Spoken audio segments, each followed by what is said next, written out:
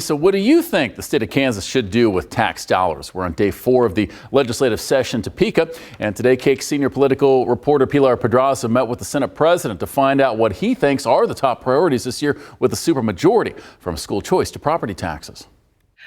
So we're 1 week into the session, almost. By the time this airs, basically.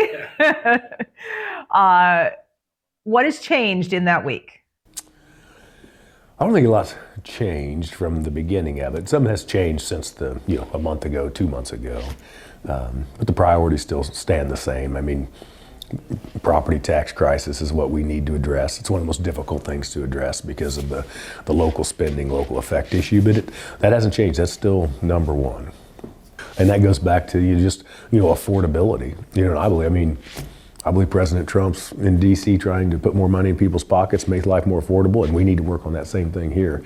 And property tax is a big piece of that. Talking about affordability, that's also kind of a keystone of the Democrats' agenda for the year. Kind of coming at it from different approaches, where do you see, is there any room for compromise between those two approaches?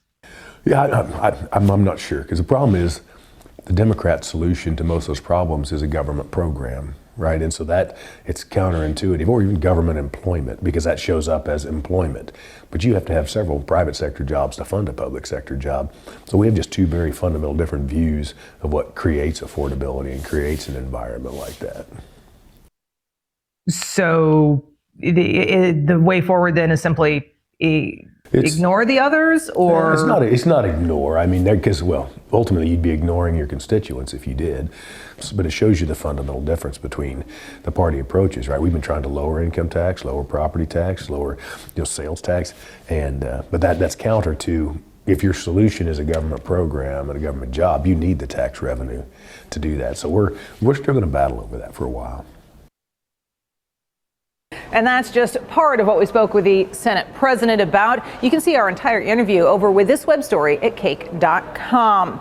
Coming up new at 5, we'll sit down and talk with him about schools. From the State House, Pilar Pedraza, Cake News on your side.